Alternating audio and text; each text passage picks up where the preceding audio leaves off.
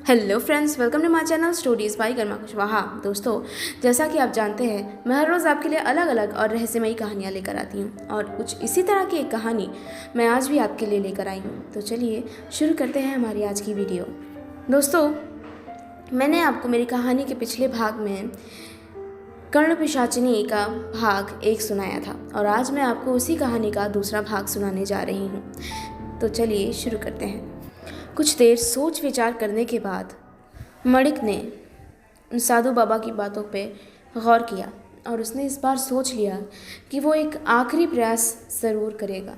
वैसे भी वो अपने जीवन को ख़त्म करने जा ही रहा है और ऐसे में एक आखिरी प्रयास करना बुरा नहीं है। क्या पता उसे सफलता मिल जाए। उसने आज तक कभी भी इन तरह की बातों पर विश्वास नहीं किया था। वो अंधविश्वासी बिल्कुल नहीं था, खुली सोच का नौजवान था। पर उसने सोचा कि एक बार इन चीज़ों पर भरोसा करने में कोई हर्ज नहीं है और ऐसा सोचते हुए उसने साधु बाबा के सामने स्वीकृति में सर हिलाया और उसके बाद साधु बाबा बोले, ठीक है, अगर तुमने ये ठान लिया है तो जान लो, तुम इस साधना को बीच में छोड़कर नहीं जा सकते हो। ये साधना बहुत कठिन है, पर तुम्हें देखकर लगता है कि तुम जुझारू व्यक्तित्व के इंसान हो और तुम जरूर इस साधना को पूर्ण कर लोगे। मुझे तुम पर पूरा विश्वास है और इसलिए पूरी कोशिश करना, जी जान लगा देना और जब ये साधना पूर्ण हो जाएगी तुम्हें स्वयं पता चल जाएगा। तुम बदलाव को स्वयं महसूस कर सकोगे, समझे? जी। बस फिर उसी वक्त से मणिक ने वो साधना शुरू कर दी।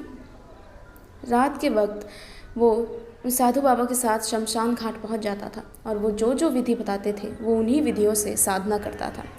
और साधना करने के बाद हर बार उसे अपने शरीर पर घाव या चोट के निशान मिलते थे। ऐसा हर रोज़ होता था उसके साथ। उसने पूरी मेहनत और पूरी लगन के साथ साधना की। दिन बीतते गए, 1 हफ्ता, 2 हफ्ता और करते करते और फिर धीरे धीरे करते हुए पूरे 6 हफ्ते खात्मे के करीब आ गए। मणिक को थोड़ी थोड़ी निराशा होने लगी थी। उसका विश्वास छूटने लगा था। उसे समझ नहीं आ रहा था कि आखिर कैसा परिवर्तन है जिसके बारे में साधु बाबा बात कर रहे थे। उसे परिवर्तन के एक भी लक्षण नज़र नहीं आते थे।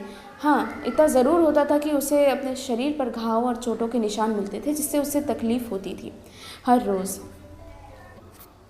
पर फिर भी जब वो अपने लक्ष्य के इतना करीब आ चुका था, सिर्फ 2 दिन शेष रह गए थे उसकी साधना के, तो उसने हार मानना उचित नहीं समझा और इसलिए वो दोबारा अपने पूरे मनोबल के साथ इस साधना में जुट गया और फिर साधना करनी शुरू की। हर बार की तरह आज की साधना भी उसके लिए उसी तरह कष्टकर साबित हो रही थी। मौसम अपने पूरे तेवर दिखा रहा था और साथ ही साथ आसपास उड़ने वाले कीड़े मकोड़े और जीव जंतु भी उसे जी भर कर तकलीफ़ दे रहे थे। साधु बाबा ने उससे बताया था कि इस साधना के हिस्से हैं। अगर वो इन चीज़ों से हार मान गया तो फिर वो इस साधना को पूरा करने के बारे में कभी भी सोच नहीं सकता। इसलिए वो इन सब चीज़ों को झेल रहा था और इसी तरह करते करते उस दिन की साधना भी ख़त्म हुई और उसके बाद उसकी आखिरी 41वें दिन की साधना भी पूर्ण हो गई। और जैसे ही उसने अपनी साधना का अंत किया, वैसे ही उसे अपने आसपास के वातावरण में एक अजीब सा एहसास महसूस हुआ। उसे अचानक ही पूर्णता और खुशी का एहसास महसूस हुआ। उसे ऐसा महसूस हुआ कि उसके आसपास हर जगह प्रसन्नता के भाव हैं और वो खुद अपने आप को बहुत ऊर्जावान महसूस कर रहा था।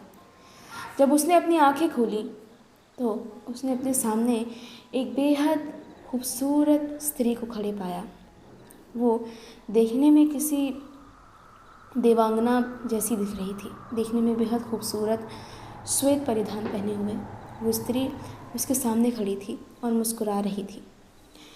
और फिर उसके बाद उस स्त्री ने अपनी मधुर वाणी से उससे बात करनी शुरू की और उससे कहा, मणिक, मैं तुम्हारी साधना से प्रसन्न हूँ और अब मैं तुम्हारे साथ ही रहूँगी और तुम्हें तुम्हारे जीवन के हर मोड़ पर आने वाली परेशानियों और सारी विपदाओं के बारे में बताया करूँगी।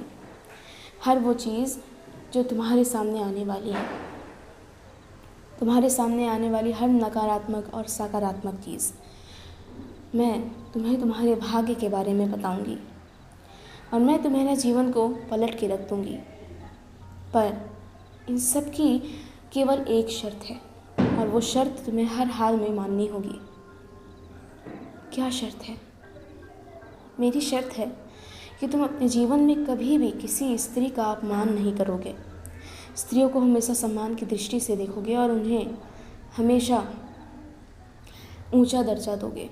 कभी भी किसी स्त्री की भावनाओं को ठेस नहीं पहुंचाओगे और कभी किसी स्त्री को दुखी नहीं करोगे। अगर तुम्हें मेरी शर्त मंजूर है तो फिर मैं सारे जीवन तुम्हारी सहायता करूंगी। मुझे मंजूर है। और उस रोज़ के बाद वाकई मणिक के दिन पलटने शुरू हो गए। उसकी ज़िंदगी में वाकई में ऐसे अमूल चूल परिवर्तन आने लग गए जिसके बारे में उसने कभी सोचा भी नहीं था। चीज़ें जैसे उसके हाथ में आ गई हों, उसकी किस्मत जैसे उसकी मुट्ठी में हो। उसकी सफलताएं आकाश चूम रही थी और वो ज़मीन से आकाश की ओर बढ़ता जा रहा था। बड़े व्यापारियों में उसका नाम शुमार होने लग गया था और उसकी ख्याति दूर दूर तक फैल रही थी और उसने धीरे धीरे कर कर अपना व्यापार विदेशों तक बढ़ा लिया था। वो रेशम का व्यापार किया करता था और इसमें उसका काफ़ी नाम था। और ऐसे बहुत से कारीगर और ऐसे बहुत से व्यापारी थे जो उसके इस बड़े व्यापार के साथ जुड़े हुए थे। अब वो शहर के धनी व्यक्तियों में गिना जाने लगा था। हर खुशी उसके पास थी। एक बड़ा घर, बड़ी गाड़ी और घर में नौकर चाकर, हर तरह की सुख सुविधा थी उसके पास। किस्मत कोई भी बदलाव करने वाली होती थी वो उसे खुद पता चल जाता था। कर्ण पिशाचिनी उसे उसके जीवन से जुड़ी हुई हर समस्या, हर विपदा के बारे में पहले से ही अवगत करा देती थी। साथ ही साथ उसका मार्गदर्शन किया करती थी कोई भी नया कदम उठाने में।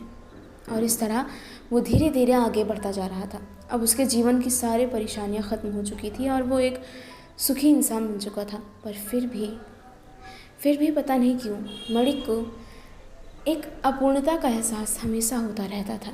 उसे ऐसा महसूस होता था कि उसके मन का कोई ना कोई कोना अभी भी खाली है। उसके पास सब कुछ था पर फिर भी एक अजीब सा खालीपन, एक अजीब कमी उसे खलती रहती थी। न जाने किस चीज़ की कमी थी ये। वो खुश था, हर तरह से संपन्न था, पर फिर भी पता नहीं क्यों वो पूरी तरह से खुश नहीं था। उसे ऐसा महसूस होता था कि उसके जीवन में किसी चीज़ की गहरी कमी है जो धन धान्य से पूर्ण नहीं हो पा रही थी। इसी तरह एक रोज़ व्यापार के सिलसिले में एक शहर से दूसरे शहर जाते वक्त मणिक की मुलाकात देवांश से हुई। देवांश भी उसी की तरह एक व्यापारी था, पर वो छोटा व्यापारी था और देवांश की माली हालत कुछ खास ठीक नहीं थी।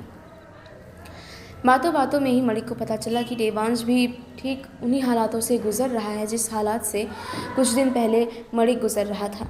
वो व्यापार में जहाँ भी पैसा लगाता उसे नुकसान मिलता और इस तरह उसकी माली हालत बिगड़ती जा रही थी। उसका एक परिवार था, उसकी एक पत्नी थी और एक छोटा बच्चा। वो हमेशा उनकी चिंता में रहता था। वो उन्हें एक अच्छी ज़िंदगी नहीं दे पा रहा था।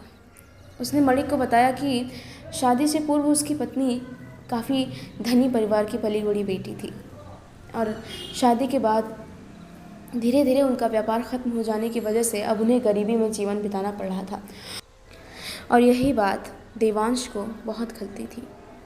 मणिक ने उसकी कहानी सुनने के बाद फैसला किया देवांश को एक नया मौका देने की और उसे अपने व्यापार के साथ जोड़ने की। और उसने अपनी पेशकश देवांश के सामने रखी और देवांश ने फ़ौरन इसके लिए हामी भर दी।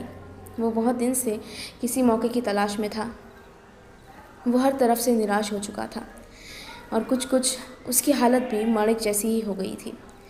अगर उसे ज़्यादा वक्त तक सही काम नहीं मिलता तो वो भी शायद अपनी ज़िंदगी ख़त्म ही कर देता।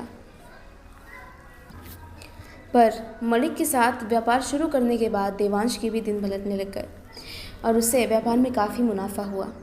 साथ ही साथ उसे धन धान्य की भी काफ़ी आमद हुई। जिसके बाद उसका जीवन भी सुखमय हो गया। उसने साहूकार के पास गिरवी पड़े अपने घर के कागजात को वापस लिया और उसकी खुशी में अपने दोस्तों और सहकर्मियों को दावत दी, जिसमें उसने मणिक को भी बुलाया था। वो सभी उसके घर पर इकट्ठे हुए, सबने बेहतरीन खाना खाया और उसके बाद देवांश ने अपने परिवार से अपने साथियों को मिलवाया। दोस्तों ये मेरी पत्नी और ये मेरा बेटा आयुष। देवांश ने अपने दोस्तों से अपने परिवार की मुलाकात कराई, पर उसकी पत्नी को देखने के बाद मणिक को जैसे एक झटका सा लगा। उसकी पत्नी और कोई नहीं बल्कि सुकुमारी थी। मणिक उसे एक बार को देखता ही रह गया। उस दिन उसका मन उस दावत में बिल्कुल नहीं लगा। वो जल्दी ही खराब तबीयत का बहाना करते हुए वहाँ से बाहर निकल आया और अपने घर वापस आ गया। उसे इस बात की खुशी हो रही थी कि सुकुमारी को एक अच्छा पति मिला था, पर उसे कहीं ना कहीं जलन भी हो रही थी और कहीं ना कहीं उसके अच्छे मन पर उसकी जलन की भावना हावी होने लग गई। सुकुमारी ने भी उसे देखा ज़रूर था, पर उसने उससे बात नहीं की। उसने उसे बिल्कुल इस तरह से नकार दिया जैसे कि वो उसे जानते ही नहीं है, और इस बात से मणिक को और ज़्यादा धक्का पहुंचा और उसने जलन में आकर देवांश को मोहरा बनाना शुरू कर दिया। वो तरह तरह की जुगत में लगा रहता था कि देवांश को किसी तरह उसके व्यापार में घाटा हो। वो ज़रूरत पड़ने पर उसकी सहायता नहीं करता था, साथ ही साथ उसे ऐसी जगहों पर पैसे लगाने को कहता था जहाँ पर उसे घाटा होने के आसार हो। और इस तरह एक बार फिर से देवांश का व्यापार घाटे में जाने लग गया। मणिक को इस बात से कोई फर्क नहीं पड़ रहा था कि देवांश का व्यापार अगर घाटे में गया तो कहीं ना कहीं उससे भी घाटा होगा, बल्कि वो इस बात से संतुष्ट था कि देवांश तकलीफ़ में रहे।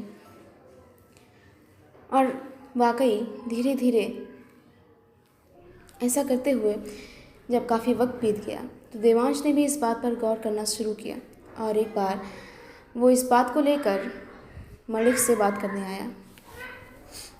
मणिक, मेरे दोस्त, मैं जानता हूँ तुम मेरे लिए हमेशा सब अच्छा ही सोचोगे, पर पिछले कुछ दिनों से व्यापार में मुझे घाटा हो रहा है और इसलिए इस बार मैं सोचता हूँ कि जिस चीज़ में मैं पैसे लगाना चाहूँ, क्या तुम मुझे अनुमति दोगे कि मैं उस क्षेत्र में पैसे लगाऊं? हो सकता है कि इस बार हमें मुनाफा हो। क्या मतलब है तुम्हारा? बस इसीलिए कि हमारे व्यापार को घाटा हो रहा है। तुम्हारा कहने का मतलब है कि तुम मुझसे ज़्यादा जानते हो और मुझसे ज़्यादा काबिल हो। नहीं, मेरा वो मतलब नहीं था। हाँ, तुम्हारा बिल्कुल यही मतलब था और मैं अच्छे से समझता हूँ तुम्हारा मतलब। तुम खुद को ज़्यादा काबिल दिखाना चाहते हो, मेरा पूरा व्यापार हड़पना चाहते हो, है ना? ये व्यापार जो मैंने अपने खून पसीने से, अपनी मेहनत से खड़ा किया है, तुम्हें क्या लगता है तुम इतनी जल्दी, इतनी आसानी से मेरा व्यापार हड़प लोगे? मणिक वैसे भी देवांश से झगड़ने का बहाना ढूंढ रहा था और इस दिन उससे वो मौका मिल गया। बात बढ़ते बढ़ते बेहद बढ़ गई, जिसके बाद दोनों में बात हाथापाई तक आ गई और उसके बाद मणिक ने देवांश को अपने व्यापार से अलग कर दिया। कुछ ही दिन में देवांश के व्यापार को भारी धक्का पहुंचा। वो वैसे भी घाटे में चल रहा था और मणिक के व्यापार से अलग हो जाने के बाद उसका व्यापार बिल्कुल डूब गया और एक बार फिर वो ज़मीन पर आ गिरा। और इस बार जब गरीबी उसके घर आई तो बहुत कुछ ली गई। देवांश ने हताश होकर आत्महत्या कर ली और उसका परिवार सड़क पर आ गया। मणिक दुनिया के सामने बहुत अच्छा इंसान था जो साफ मन से और मेहनत से हर चीज़ कमा रहा था, पर उसके मन का कालापन तो या खुद देख सकता था और या फिर वो शक्ति जिसने उसे ज़मीन से उठाकर आसमान तक पहुंचा दिया था, वो कर्ण पिशाचिनी, वो उसकी हर हरकत का ध्यान दे रही थी। अब तक मड़क ने कुछ ऐसा नहीं किया था जिससे कर्ण पिशाचिनी की शर्त टूटे, पर हाँ, इस बार जो उसने किया था उसकी वजह से कर्ण पिशाचिनी की शर्त कहीं ना कहीं टूटने लगी थी। एक रात जब मणिक सोने के लिए अपने कमरे में गया और वो सो ही रहा था, तभी उसे अपने कानों में आवाज़ आई, एक बहुत कर्कश और डरावनी आवाज़। उसने मणिक से कहा, क्या तुम मुझे भूल गए हो? मैं ही वो कर्ण पिशाचिनी हूँ जिसने तुम्हें ज़मीन से आसमान में पहुँचाया था। क्या तुम मेरी उस शर्त को भूल गए हो जो मैंने तुम्हारा साथ देने से पहले तुम्हें कही थी? नहीं, मैं बिल्कुल नहीं भूला हूँ।